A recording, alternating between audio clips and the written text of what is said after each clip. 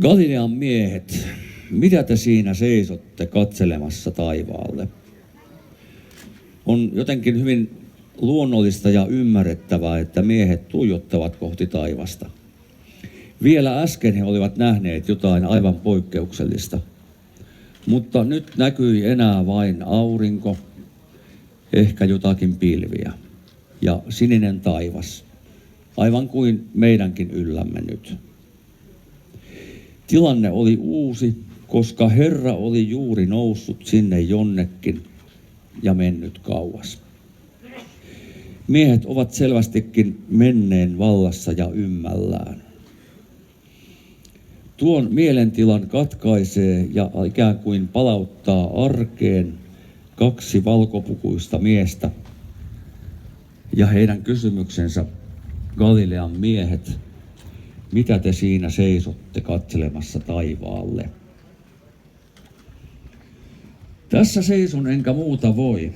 Näin Lutherin kerrotaan sanoneen Wormsin valtiopäivillä, ainakin mikäli on uskominen oman lukioaikani kirkkohistorian kirjaan. Samasta kirjasta aikoinaan luin myös tiedon, että hän naulasi 95 teesiään Wittenbergin linnankirkon oveen. On ollut jo pitkään tiedossa, että kumpikaan edellä mainituista ei ole totta. Nimittäin monet Lutherin lausahdukset tai tekemiset ovat tulleet liitetyksi myöhempinä aikoina hänen historiaansa, ikään kuin vahvistamaan sitä, mitä tuolloin oli tapahtunut. Tänä vuonna tulee kuluneeksi 500 vuotta sitten, kun Luther, huomatkaa, julkaisi teesinsä lähinnä lentolehtisten muodossa. Siksi vietämme reformaation vuosijuhlaa kirkossamme ja kaikkialla luterilaisessa maailmassa ja muuallakin. Mutta jos me kirkkona palaamme vain tuohon 500 vuotta sitten tapahtuneeseen, väitän, että tarvitsemme itsekin reformaatiota, uudistusta. Emme ole silloin ymmärtäneet, mitä Martin aikanaan yritti sanoa ja viestittää. Hänen tarkoituksensa oli herättää keskustelua niistä epäkohdista, joita hän ja monet muutkin olivat kirkon elämässä todenneet. Hänen tarkoituksenaan ei ollut todellakaan keksiä mitään uutta,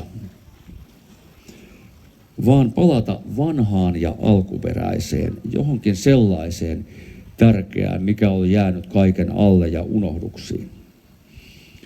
Kumppaniensa kanssa hän halusi nostaa kaikkein tärkeimpään asemaan sen ilosanoman, evankeliumin, jossa on koko meidän kristittyjen tärkein voima ja jonka varassa koko kirkko voi elää ja jatkaa työtään. Tämä tarkoittaa, että meidänkin pitää palata sinne alkuun ja juurille, jossa Kristus itse parantaa, pelastaa ja antaa syntejä anteeksi. Tämä on kirkon työssä kaikkein tärkeintä. Kautta kirkon historian on ennen Lutheria ja myös hänen jälkeensä on tullut uusia näkijöitä, jotka ovat jotenkin palauttaneet meitä tuohon mainitsemaani alkuun ja lähtökohtaan. Reformaatiota on tapahtunut ja täytyy tapahtua koko ajan. Tänä aikana esimerkiksi se voisi merkitä vaikkapa kirkon talousnäkymien ja kirkosta eroamisien yhteydessä ja edessä, että ensisijainen tehtävämme kirkossa ei ole pitää kiinni kynsin hampain jäsenistämme. Meidän tehtävämme on pitää kiinni ja yllä tuota suuremmoista sanomaa pelastuksesta, jonka saamme, kuten reformaattorit asian aikanaan muotoilivat, yksin armosta ja vain Kristuksen tähden. On tärkeää, että myös pienillä teoilla, rohkaisuilla ja muistutuksilla voimme olla aivan kuin tällaisia reformaattoreita, uudistajia toinen toisillemme. Muistan, kuinka aivan ensimmäisinä pappisvuosinani Kerran Porvoon tuomiokirkon sakastissa silmäilin huolestuneena saarnaani ennen messun alkua. Koin jonkinlaista epävarmuutta siitä, olenko onnistunut, ja ilmaisin asian myös kollegalleni. Hän mietti hetken ja sanoi sitten, muista kehua Jeesusta. Hymähdin tuolle osaltaan humoristiselle neuvolle ja papereitani lukiessani vastasin jotenkin siihen tyyliin, että taidanpa tulla kehuneeksi. Hän muistutti minua siitä, mikä on minun tai kenen tahansa papin tärkein tehtävä. Kehua Jeesusta niin hyvin kuin osaa. Tähän itsekin olen pyrkinyt tässä työssä ja tehnyt sen hyvin mielelläni. Me olemme tämän toukokuisen taivaan alla nyt niin kuin nuo miehet, jotka tuijottavat taivaalle.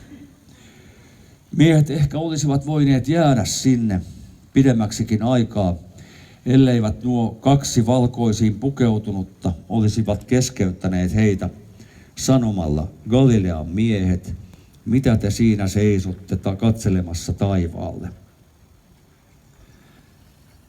Ajattelisin näin, että nuo enkelit ovat ehkä ensimmäisiä reformaattoreita, jotka jotenkin palauttivat taivaalle tuijottavat miehet tähän todellisuuteen ja tehtävään, joka heitä odotti. Tämän päivän aiheena näkyy teepaidoissa ja monissa on armo. Tuo sana kertoo kaiken siitä, miten Jumala meitä kohtaa.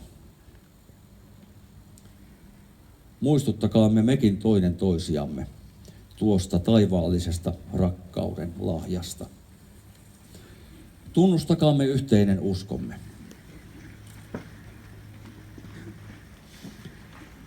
Minä uskon Jumalaan, Isään